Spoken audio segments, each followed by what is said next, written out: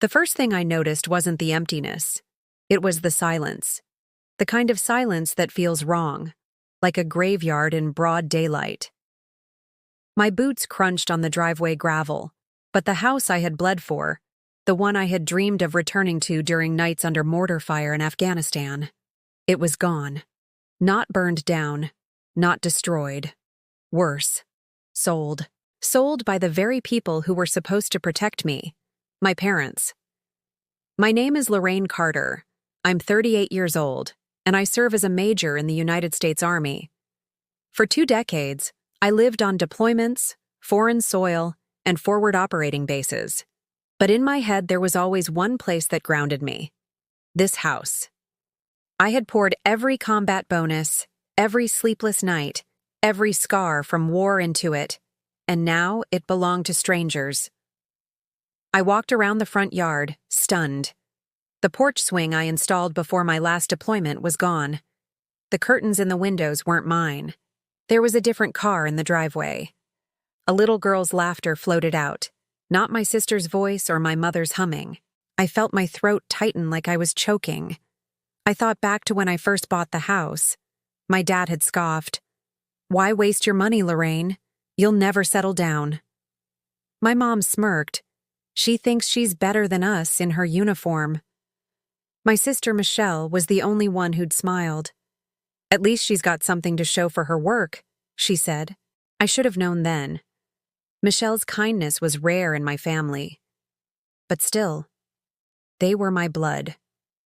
I had defended them when others whispered about their debts and gambling habits.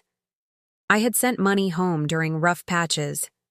I had believed, like a fool, that loyalty meant something. The new owner, a middle-aged man in jogging shorts, stepped out with a confused look. "Ma'am, can I help you?" "Help me." The irony nearly made me laugh.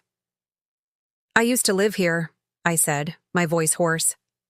"Oh, you must be Major Carter," he said softly, like he'd heard my name before. "Your parents sold it, about 6 months ago. Said you weren't coming back." My stomach twisted. They told him I wasn't coming back. I remembered the last video call I had with my parents from Kandahar. My mom sipping wine at noon, my father yelling in the background about bills. "You're never here," Mom said. "You're chasing wars while we rot." And me, smiling through exhaustion. "I'll be home soon. Just hold on a little longer." But they hadn't held on. They had cashed out. I thanked the man numbly and walked back down the driveway. Each step felt heavier than the rucksack I'd carried through endless deserts. I didn't even realize my fists were clenched until my nails bit into my palms. Later that night, I drove to my sister Michelle's small townhouse on the other side of town. She opened the door, eyes wide, as if she'd seen a ghost. "Lorraine, you're back." She hugged me tightly. Her warmth was real, unlike my parents' cold betrayal. She pulled me inside, voice trembling. "I wanted to tell you, but they made me swear. Mom and Dad, they said you'd never forgive them. They sold the house to pay off Dad's casino debts."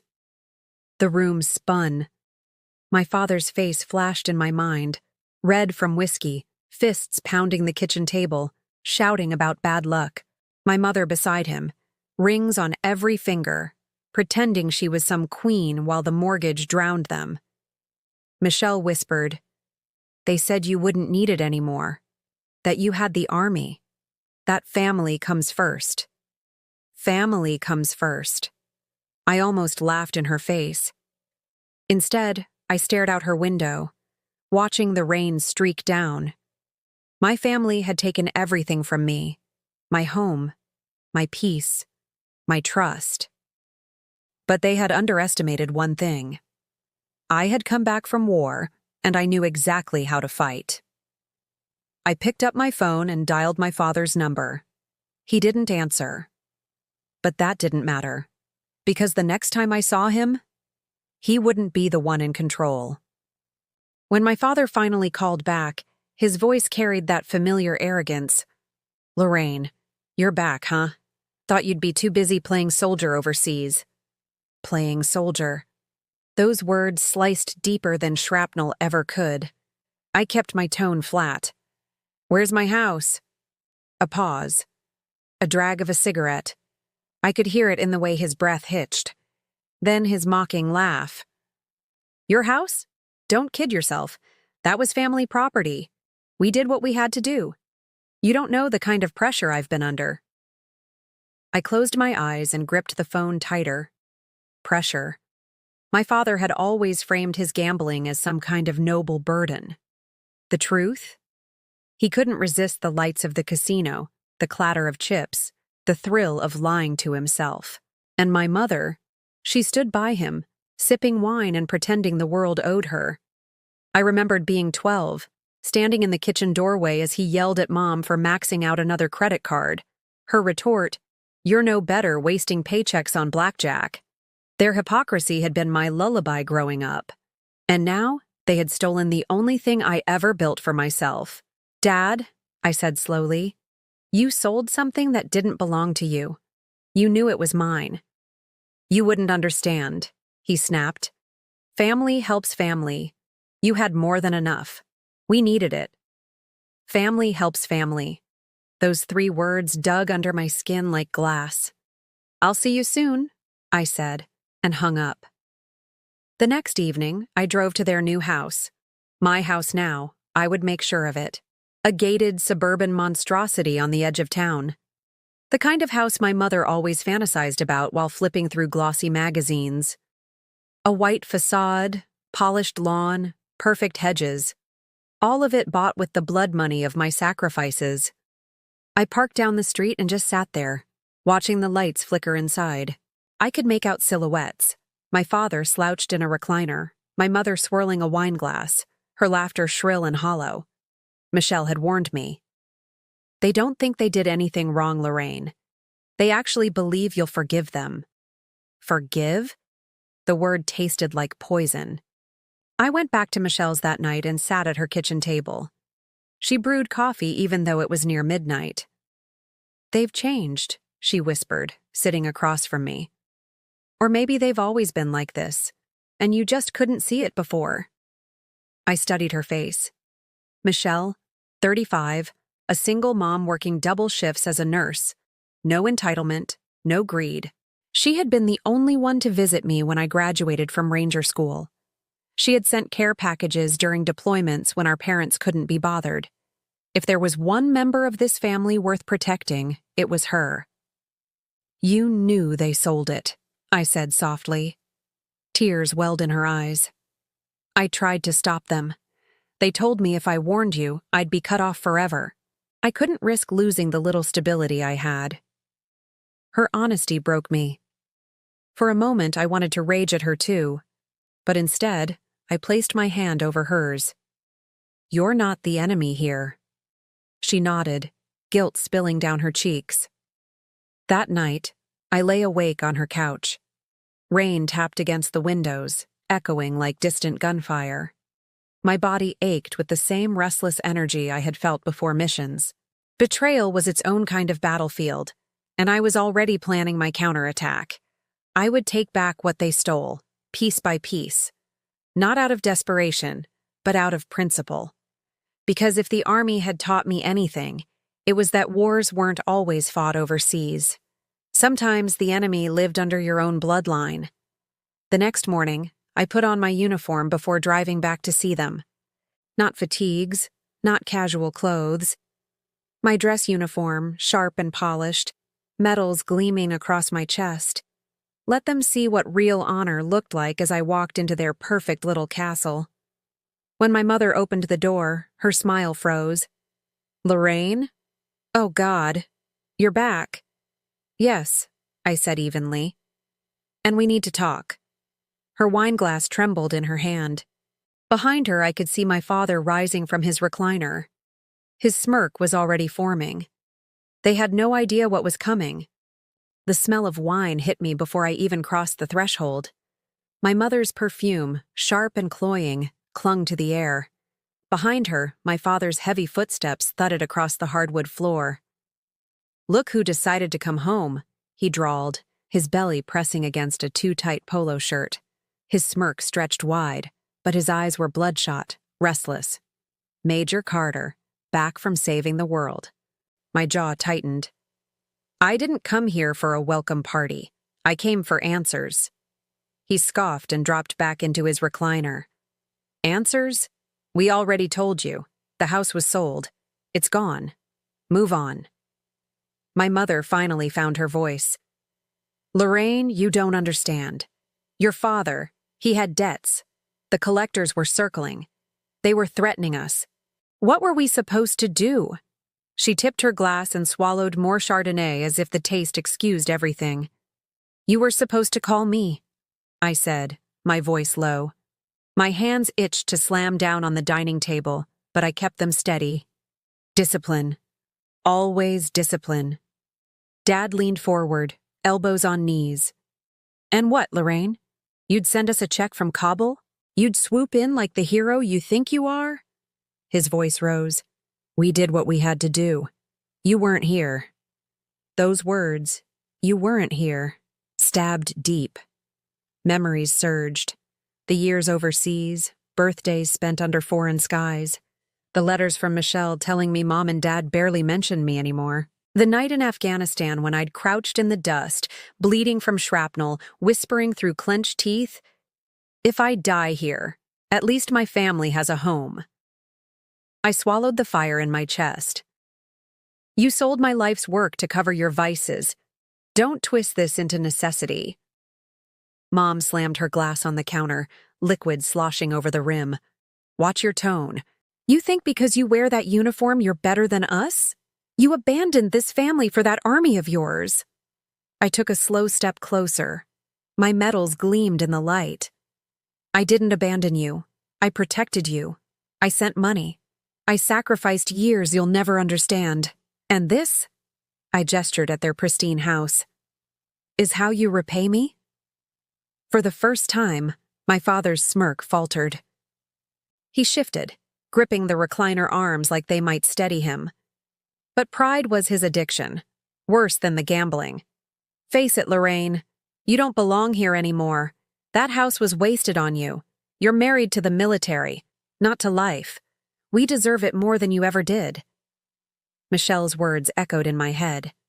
They don't think they did anything wrong. And standing there, staring at the two people who had brought me into this world, I realized she was right. They didn't regret a damn thing.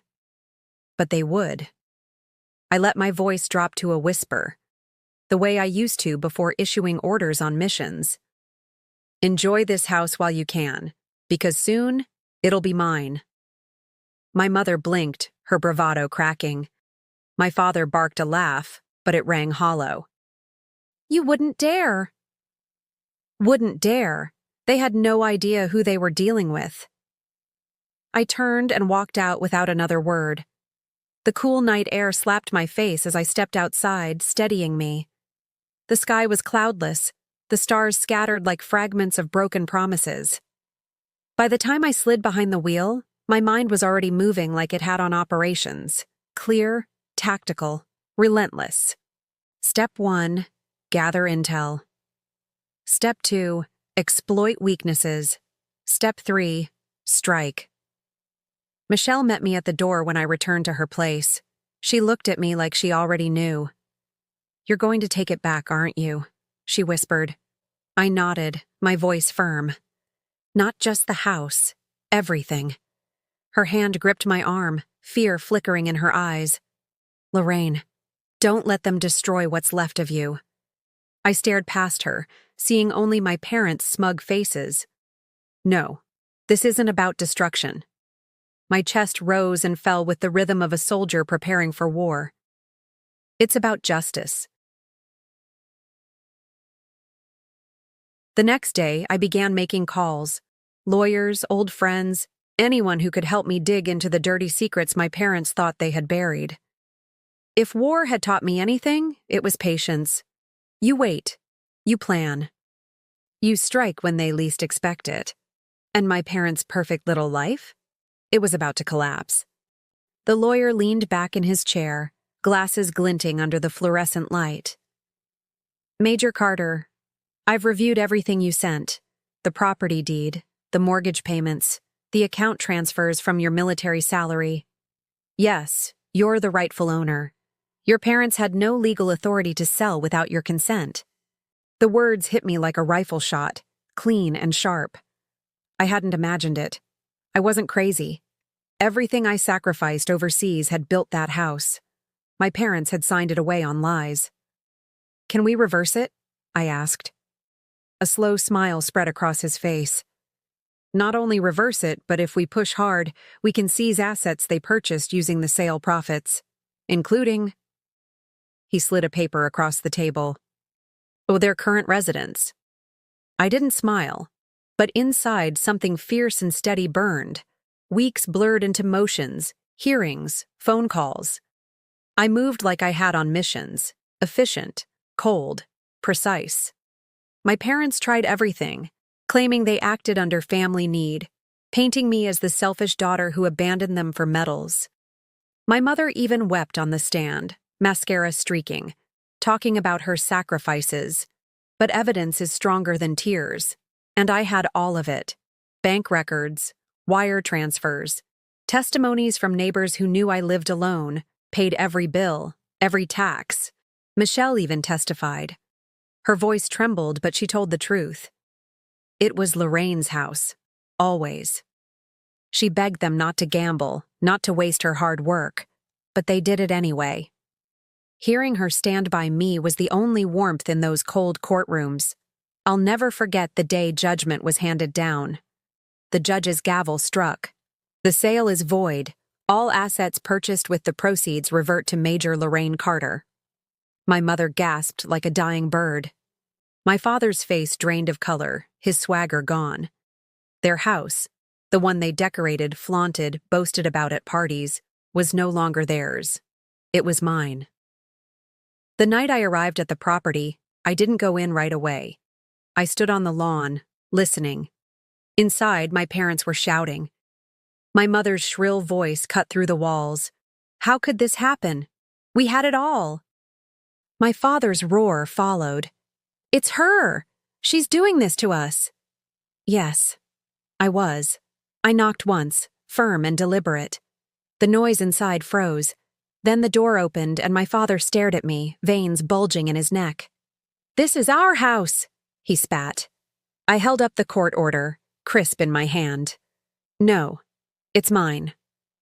Behind him, my mother collapsed onto the couch, face pale, hands shaking. For the first time in my life, she looked small. Weak. You can pack your things, I said. My voice didn't waver. Tomorrow, the sheriff enforces this.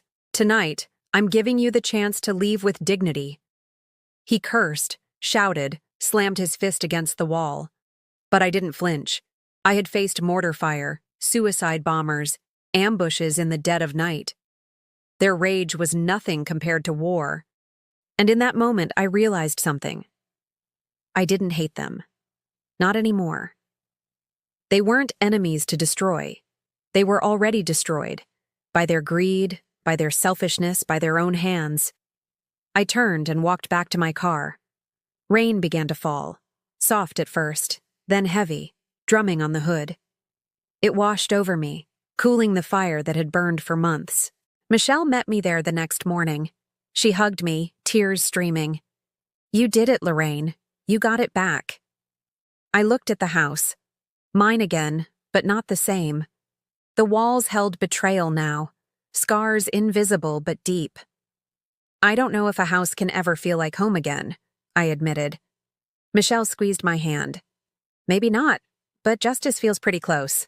For the first time in years, I let myself breathe. Not as a soldier, not as a daughter wronged, but as a survivor. Because war had followed me home, but so had victory. And when the world asks what became of my parents, I'll tell them the truth. Greed destroyed them. Honor saved me.